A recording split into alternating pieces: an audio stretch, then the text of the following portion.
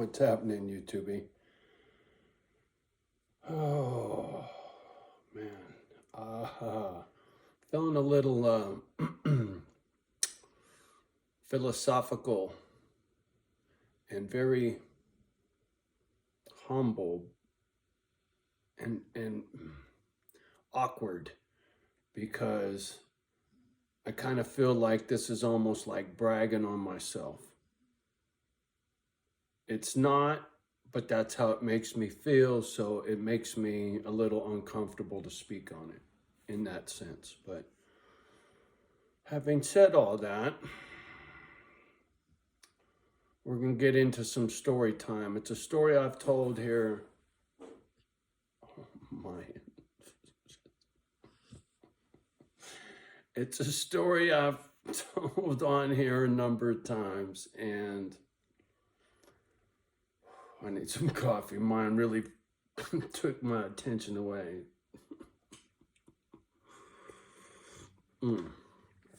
Anyway, when I was a kid, 11, 12 years old, I had just moved back home with Mom from the foster home for the first time in a long time. And not only that, but when I moved back home, Mom had actually fucked up and couldn't handle the pressure of me coming home.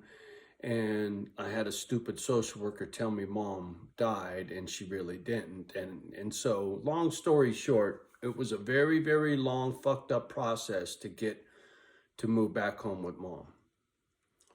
So I'm stoked. I'm excited. I'm a little kid. I'm not hanging on to a knife in the foster home no more. I'm home with Mom, right? It's just me and her. And my two brothers are still in the other foster home because they wanted to see if Mom could handle one kid. If she could handle me, then the other two get to come home, right? So here we go. Me and Mom in this apartment. It's a small apartment complex, 1, 2, 3, 4, 5, 6, 8 units, horseshoe shape. We lived above Old Man Willie. I'm not telling the Old Man Willie story. That's not where I'm going. But irregardless, that's where we were living right there. And I hadn't been living home for very long, and I knew Mom was squirrely. I seen her squirrely my whole fucking life from 5 years old when she cracked up when we went into foster home. They told us Mom had nervous breakdown, and then it was all embarrassed, fucking Mom's crazy, right? She's in the fucking funny farm. Was very self-conscious about that as a kid. So anyway, I'm living back home with Mom. I think about 11. Washington school, so it would have been before junior high school, 7th, 6th grade. 5th, 6th grade, right in there.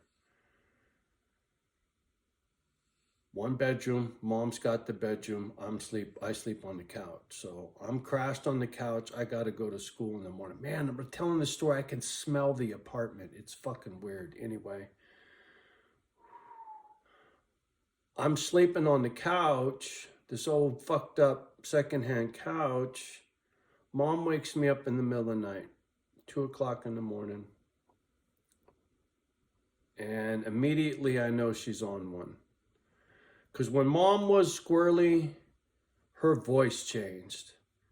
If anybody knows anybody with mental illness, when they're having a nervous breakdown and they're not in their right mind, their voice changes. Like they talk like a different person. It sounds different. The pitch is different. The tone is different. The speed is different. Everything is different when they're not right. And so Mom wasn't right, I could tell.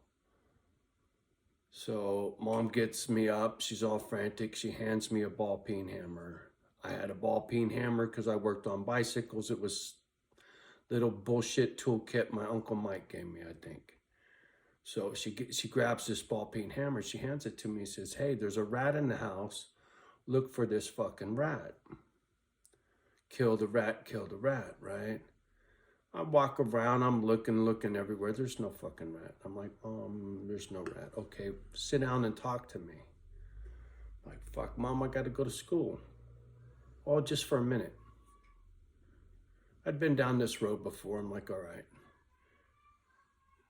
So I sit at this little itsy bitsy kitchen table with Mom, and Mom's rambling.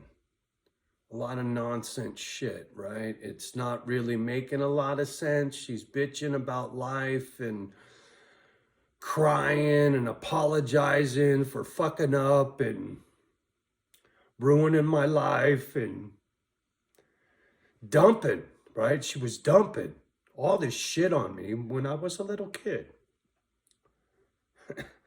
And I would sit there and say, hey, Mom, it's okay. It's getting better, right? We're together now. It's going to be better. We're going to do this. We're going to do that. It was Mom's shrink. And I knew when she was broke like that it wasn't her. It wasn't her fault. I didn't know why she was like that. I didn't understand the fact that she was on these psych meds, Thorazine and lithium, on some heavy shit that really fuck with your dome. She was on some stuff one time. She didn't get out of bed, man. Mom got to 350 pounds. She was huge. Huge, man. Huge. Mom was 5'5". 350 at 5'5". She was huge. They had her on this tranquilizer shit, and she slept and slept and ate and slept and ate and slept. Fried potatoes and hamburger, whatever the cheapest shit in the store was, mac and cheese. Nothing healthy, right? So, comfort food, whatever, man. And that was when she was thumping. And when she wasn't thumping, well, fuck it, it was booze, man.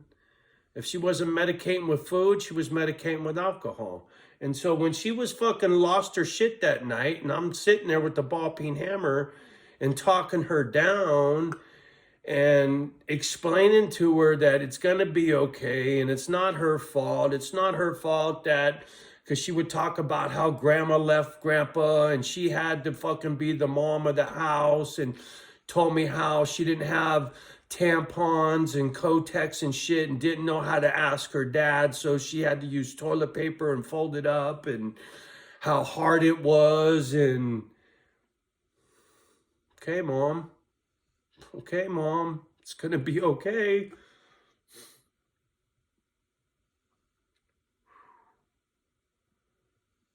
So when it comes to understanding cause and effect of being broken and why and what it does and how it affects your behavior, I'm very well versed. Problem was I wasn't applying it. Now I am, right? I analyze myself all the time. Why I've been doing what I've been doing lately, and I hadn't been taking the time to think about what was really ailing me like I used to for Mom, right? I used to be good at shrinking Mom. But I wasn't putting that to use so much for myself. And then lately I have been, and I get it. It's fucked up, but I get it. I get all of it, man. All of it. Crankster in the neighborhood. Wifey's dead body on Crankster's toilet, right? Misplaced aggression. Pedo in the hood. Pedo on my foster brothers and sisters, man. Misplaced aggression. The fucking landlord of this fucking shithole. Oh, I can't even tell you how many times landlords fucked us off when I was poor. Oh, fuck. Misplaced aggression. You better fucking believe it. And so I understand these things. I do, quite clearly. There's nothing a shrink couldn't tell me that I'm not fully aware of. As a matter of fact, I bet you I could fill in some shrinks on some shit. It's like Watson fucking wisdom. Homie says, you can't run your mouth if you don't know what you're talking about. You can't talk about being lean if you're not lean. You can't talk about fucking doing this or that if you haven't lived it.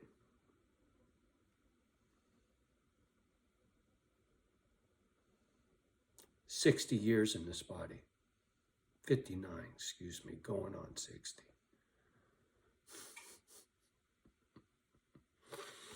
I don't live in the glass tower. I'm still scratching my way out the mobile home park on me. Shrinking myself from a busted up childhood with no help.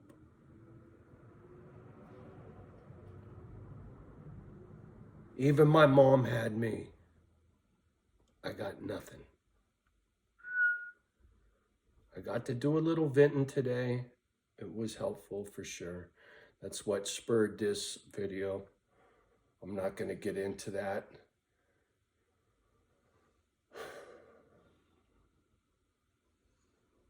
But the fact of the matter is,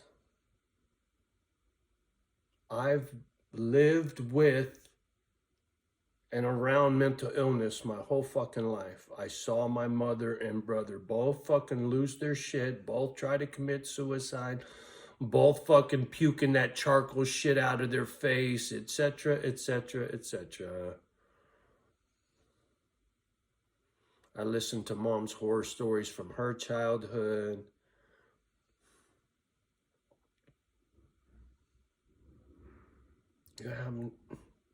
I sound like a broken record. You have no idea, but truly you don't. And this is not a sympathy ploy. It's more like a brag. Like I said, I feel uncomfortable speaking on this because it's like bragging. And I'll tell you what, few people have endured the shit I have and can sit here calmly and talk about the things that I can. You want to chop it up about Willie? Let's go. You want to chop it up about Fonda and the black couple and the dude's brains on our fucking doorstep? Let's go. I go on and on and on and on and on and on and on and on and on and on and on and on and on about shit. What? What do you want to hear? DNA? Wifey? Baby mama?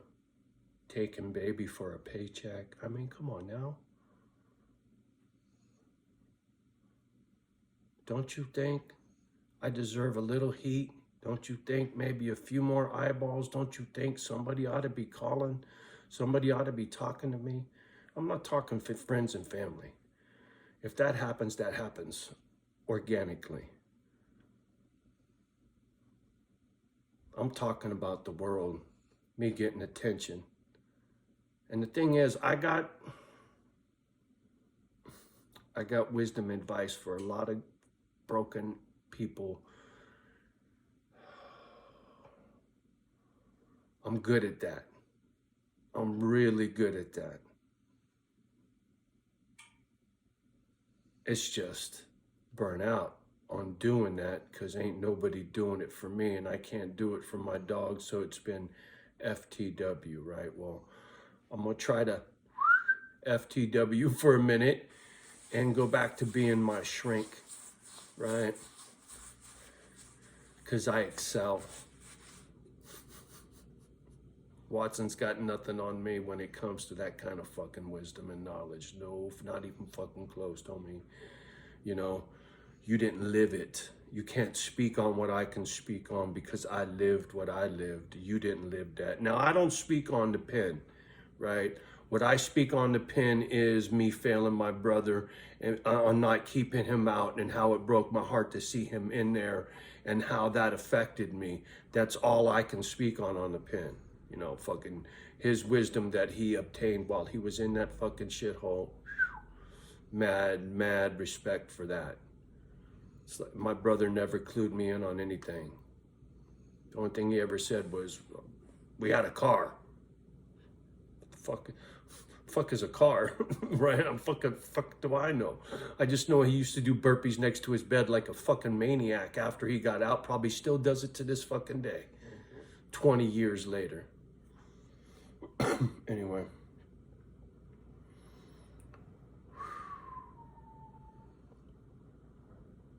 I have skills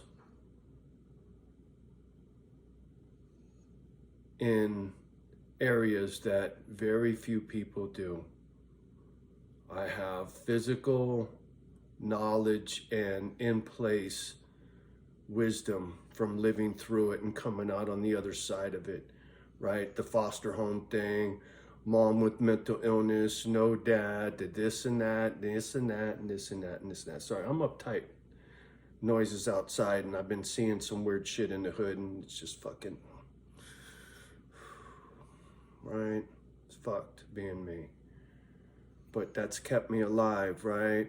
This wisdom, this spider sense, and that's another thing that I need to speak on too, that's really screaming at me, that's been brought to my attention recently, is to listen to that little voice inside your head. Listen, Johnny, listen. All this shit that you've been feeling, listen to it. There's a reason for it. And I'm listening. And that's why I'm making this video. You know, I'm feeling a little cocky that I'm on my game with what it is I know and where it comes from, right? I ain't talking broken right now. I ain't talking upset, pissed off, angry. No, this is for you people. This is me being able to give back calmly, coolly, because of what I know and what I've lived through, been through, and still right at this moment is going through and coming out on the other side to do charity for Pitbulls. I'm fucking living proof, motherfucker. Please, are you kidding me? Welfare, food stamps, and cockroaches to $100 grand a year, a pension, and Social Security, and oh my, right? I'm a success story. As fucked up as I am and as broken as I am, and I'm not quite there yet, but technically speaking, I'm already made it. I'm retired. I'm a baller for in the status of most fucking thugs in the street. Are you kidding me? 2 Harleys, a Cadillac, and a monster truck, and 2 pit bulls, and a house, and it's all paid for? And $5 grand a month? Oh, fuck you. That's baller status fucking extraordinaire in the biker world, motherfucker, please. Anyway. That's why I'm saying I'm not a brag on, you know, I can't brag on myself because my life to me is for shit. Because like I'd said before, all that materialistic shit really don't bring me pleasure like the doggies do.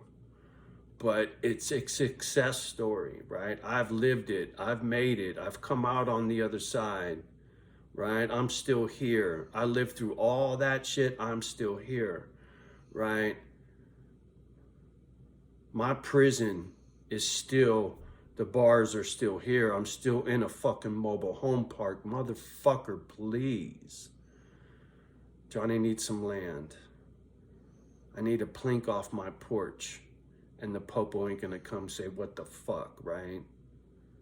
There are places on this country where you can go fucking shoot off your porch and ain't nobody gonna get fussy. There's places like that right here in this county that I live in. Anyway, I'm getting off track.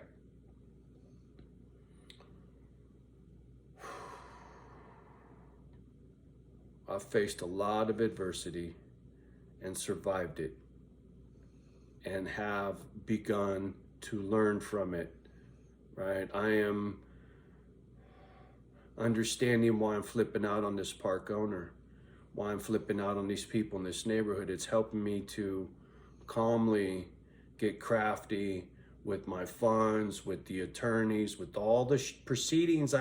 Because now I gotta be adult-like, right? I can't be all butt sore-like. I gotta be the adult, you know? And then when I get on Misfit Island with the doggies, I can go back to being a little kid and just spinning donuts on a mini bike while the dogs are chasing each other's tails, right? Please. That's coming. I just need it coming quick, man. I can't wait anymore. It's killing me. You know, that's why I kept fucking, oh, Keanu Reeves, holler at your boy. He's a gazillionaire. Just throw me a couple $100 G's when I sell this joint. I'll give it back to you, motherfucker. Mom taught me how to be a dreamer. She was always about finding an attaché case full of money. Man, I keep hearing noise right outside my front door. It's just a critter. Yeah, anyway. Oh shit, 20 minutes in. All right, y'all. Thanks for putting up with my bullshit. I hope somebody got a little something out of this. And if somebody needs to rap, holler at your boy. For real. You know I'm a wreck. But there's certain things that I know that no one else knows. There's certain ways of dealing with some shit that unless you lived it, you don't understand it. And I've lived it, and I know some of you have too, right? And CYA, you got to cover your ass. And when someone's like an INFJ thing, when you find somebody that's got that common ground and you can go, man, fuck, thank you, dude, fuck, you have no... I get that, right? I do. And that to me is priceless. And hopefully through that, magic will be the spark that gets me what I need for my doggies.